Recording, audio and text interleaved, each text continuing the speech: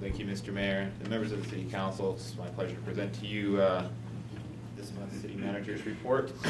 As usual, we'll start out with some important dates that you might want to be aware of.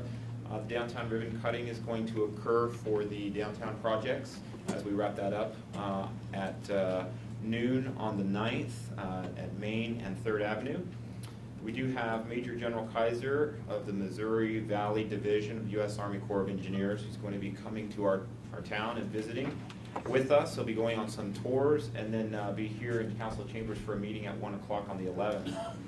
Water Coalition meeting will be at 7 a.m. in Bismarck on the 12th. State Water Commission Legislative Appropriations meeting in Bismarck on 9 a.m. on the 12th also. There's bid opening for phase 1 of the flood control projects, which is very exciting for us. Will happen in Council Chambers here at 10 a.m. on the 25th. The bid opening for phases 2 and 3 will be here in Council Chambers at 10 a.m. on the 30th. Planning Commission will be at 6:30 on the 30th, as well as Committee of the Whole and meetings will occur on the 31st of this month and then the 1st of November. A lot of folks believe it's always the last week of the month and not necessarily. So just be aware of that. Of course, the next City Council meeting will be November 6th at 6:30. So I wanted to just update you on a couple things that have been going on inside the city here. We had a very, very productive meeting with members of FEMA as well as the U.S. Army Corps of Engineers, the U.S. Geological Survey, and a number of other federal, state, and local representatives to talk about the FEMA risk map development. We have got a very good dialogue going on right now as it relates to what's occurring in the development of the risk maps. There are a couple concerns that we've identified and had some good conversation over with the agencies who are very willing and eager to hear those concerns and will be working with us diligently to address those concerns. We have agreed that as a group we would develop our concerns along with other local concerns, including that of the county and that of local consulting firms, and provide that series of comments by November 10th to the agencies, at which point they would take those comments and then begin working them. We don't know exactly how much time that would take, although an estimate preliminarily was somewhere between maybe 3 and 6 months. So with that process, we are likely to have some added review time before these things actually really get underway, or the approvals get underway. So just wanted to keep you in the know about that. The Planning Department held a developers forum meeting on July 24th. I had mentioned that a few times earlier this summer. The forum was well attended. I think we had 18 or so, 18 to 20 representatives. We received feedback from developers on our processes, our services, and ordinances. And I wanted to let you know that we are currently mapping our processes right now internally with the staff to make sure that we can understand them and see if we can't improve them. We're also improving other policies, including the landscape ordinance. The staff and zoning committee made several adjustments on the landscaping ordinance as an example to try to allow for create better expectations in and around the ordinance, also consistency and some efficiencies associated with the implementation of the landscaping ordinance, and finally to allow as much flexibility as we could within the confines of the ordinance as well. We also are going to be incorporating our interactive improvements, meaning our customer service interactions via our customer service initiative, which will get underway here hopefully sooner rather than later. The goal overall, as has been mentioned many times, is to improve the developing experience in Minot to be more flexible and consistent and user-friendly. And of course, flexible and consistent sometimes conflict with one another, so we'll be reconciling that as best we can. On the public transit side, I've got some great news to share with you. You hadn't been made aware. The North Dakota Department of Transportation awarded us almost $500,000 for 2 new vehicles, a new bus and an ADA multipurpose van. We're also granted about $580,000 for fiscal year 2008 for operations and maintenance of the transit program, which is very exciting. I thought was also equally exciting was to share with you some of the numbers associated with the changes by implementing our new route system. They're impressive. Our daily hours have increased to 33%, so we were 33% increase in the number of daily hours 69% increase in number of route miles that are traveled. I've got the average rides per month there at about 6,600 per month. Total ridership between May and August is up almost 23%, and adult ridership was actually an impressive rise here of almost 50% over the same time period. So with these changes, we are experiencing increased ridership, which is exactly what we want to do. And we look to continued improvements to try to boost ridership as we move forward. On the landfill, I think you're already aware that we were successful in finally purchasing about 320 acres for $4 million, which adds 60 years or so of lifespan to the landfill. Of course, we were kind of getting up against it here, so this was a critical project for us. Just informational, or just for information, we currently collect about 15,000 tons a year of residential waste, but that number goes up to about 80,000 when you include all of the other jurisdictions that we allow to haul to the landfill, keeping in mind that we service 6 counties. At the airport, we are making good progress on the rental car concessions agreements. We do expect to have a recommendation for the City Council by November or by next month. The Perimeter Road and North Apron paving projects are on schedule, and we do hope to have those completed by the end of this week. The airport director already informed you about the Mamava location suite, or excuse me, lactation suite, which is provided by the North Dakota Breastfeeding Coalition. It was installed at Gate 5. If you haven't seen it, it's kind of an interesting facility. And then we had a pre-application for the 2008 FAA-funded capital projects submitted already, and we're awaiting information on how those projects pan out. We have lots of different construction going on, so just to keep you in the know again on the downtown improvement project. Downtown is open. We did hit substantial completion on September 25th, which is about 1 month ahead of schedule, which is very exciting, particularly for the downtown merchants. Our punch list items are being essentially completed, and there are not too many of those, which is great. Ribbon cutting, I already mentioned, will be October 9th at noon downtown. We'll have congressional delegates there in addition to other movers and shakers, if you will. Broadway Bridge Replacement Project.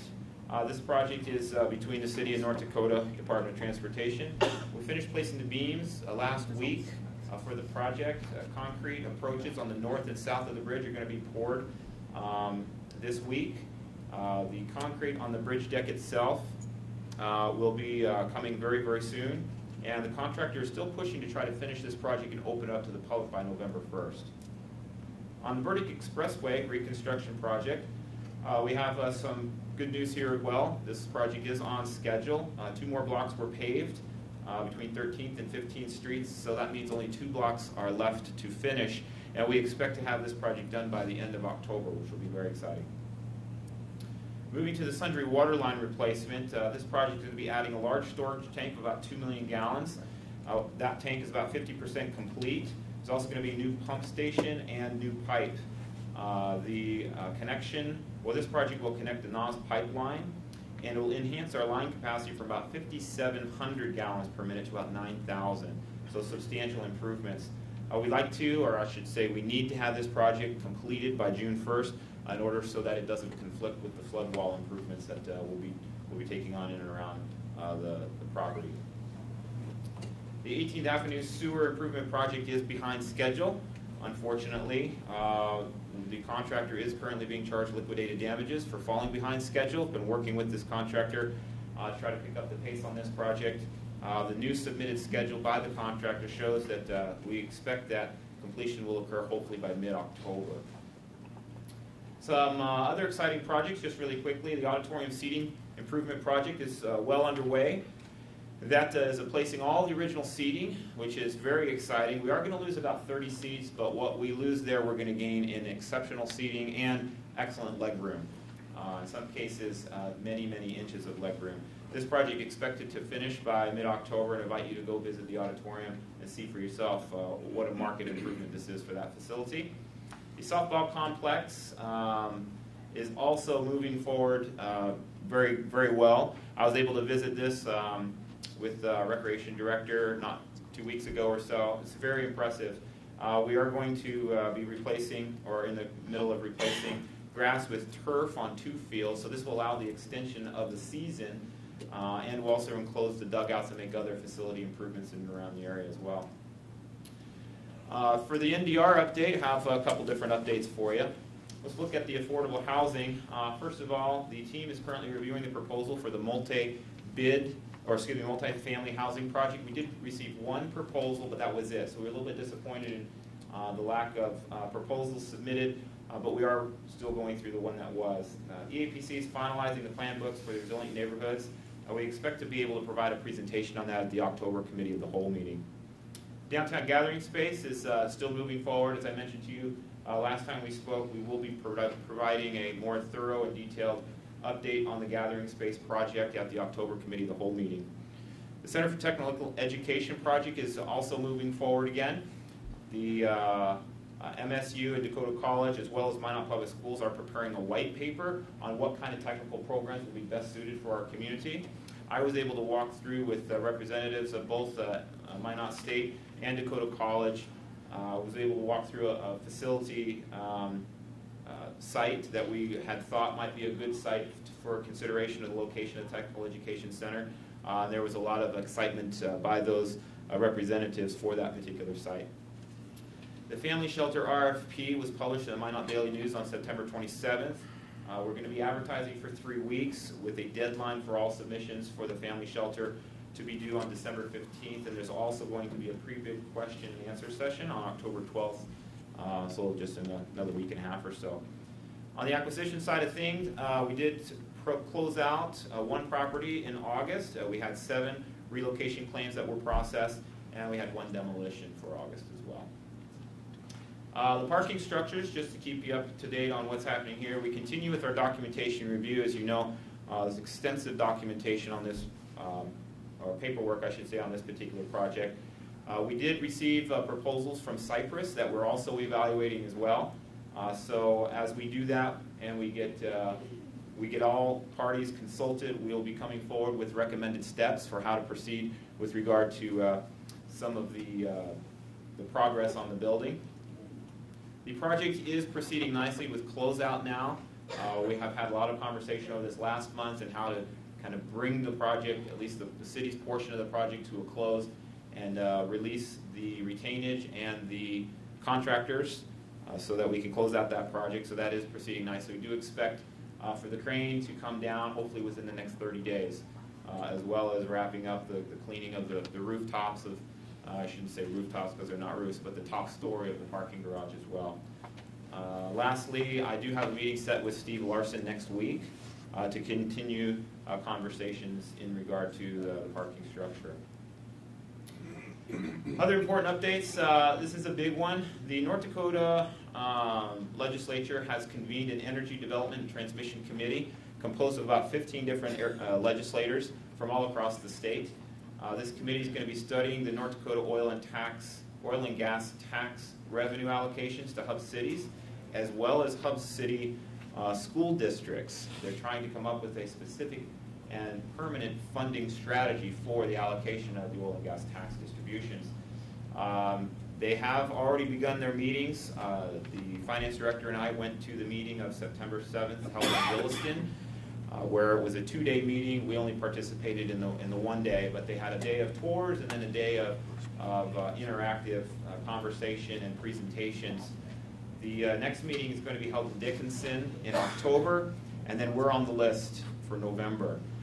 And this is going to be a tall order for us because we'll be developing quite a bit of material in helping to tell our story as it relates to the hub city funding and in particular impacts to the city of Minot as it related to the oil and gas industry and what continues to impact our city on that. So we'll have to get together with a number of different local leaders, including from the school district, from local area companies in the oil and gas business, several departments, MADC and others, to pull together our information and put it in a consumable package for the committee sometime in mid-November, is what we've been informed. So that's a big task that's coming our way. With that, I'll stop for any questions that you might have. Any questions for Mr. Berry? Alderman Wilson. Tom, going all the way back to the first item on the list, the the FEMA meeting with all the different representatives, you didn't come out quite and say it, but the expectation at this point, the map adoption likely delayed. Is that kind of what we're thinking? I'd say yes, absolutely. It's likely delayed based on the information that we've got at the moment and the willingness of FEMA to look at the information that we've come up with. It is highly likely that it'll be delayed. Now, how long will that delay be? It will be dependent upon how much credence they give to some of the things that we've identified as potential problems with their mapping, and how soon we can reconcile that. But for sure, there'll be a delay of some kind. Okay. Other questions, Mr. Berry? Alderman Straight? Mr. Mayor, Mr. Berry, can you speak a little bit about the affordable housing piece within NDR and the disappointment of just one applicant? What will we do once that process comes to a close to review and then quickly retool how that money might be allocated? I know folks in the community are a little nervous that we are just going to waste the money. And what will we do to kind of review what we've done thus far to either change how we might change the RFP, RFQ process for their criteria, or look to what, I guess. So I'm curious what your thoughts are thus far. Thank you, Mr. Mayor and Alderman Straight. It's an excellent question. And by all means, we will be reevaluating the proposals, and we'll be also wanting to talk with those who considered proposing but didn't, and convening conversations in the community about how we might be able to make improvements. We won't waste the money, but what we do want to do is see if there was something that held people back from wanting to propose, maybe some obstacles that we weren't aware of, or maybe some the way things were stated in the proposal. We also have an opportunity to rewrite the request for proposals and resubmit it to the community under a different set of criteria, for example, and see if that maybe makes some improvements. So there will be another issuance of an RFP on that. We won't just rush it. For example, we're going to have to learn what were the obstacles that kept people from being interested in proposing. And once we know that, we'll be happy to share that with the council, and then make the adjustments, and then issue it again. Thank you. Anything else, Mr. Berry? I have one question for you, sir. Do we have a location for the ribbon cutting on the 9th, I believe? We do. It's at the intersection. It might take a while to get back here, but it's at That's the okay. intersection If you, 3rd and Main, I want to say. Yes, 3rd and Main. 3rd and Main. Okay, thank you. 3rd and Main. Anything else? Thank you, Mr. Berry. Thank you. Mrs. Endershot. Mr. Mayor, members of the council, I submitted a written report. I'd be happy to answer any questions. Any questions for the city attorney? Mayor, I do. Alderman Wolski. Yeah, Kelly, the earth recycling, the cease and desist that went out in May. I guess what it's not on. I think it's on. Do we get? I don't think I saw a notification that process has been started, or did I miss it? I think what I'm wondering about in this situation at this point is now we've entered into a lawsuit of some sort. We haven't entered into it.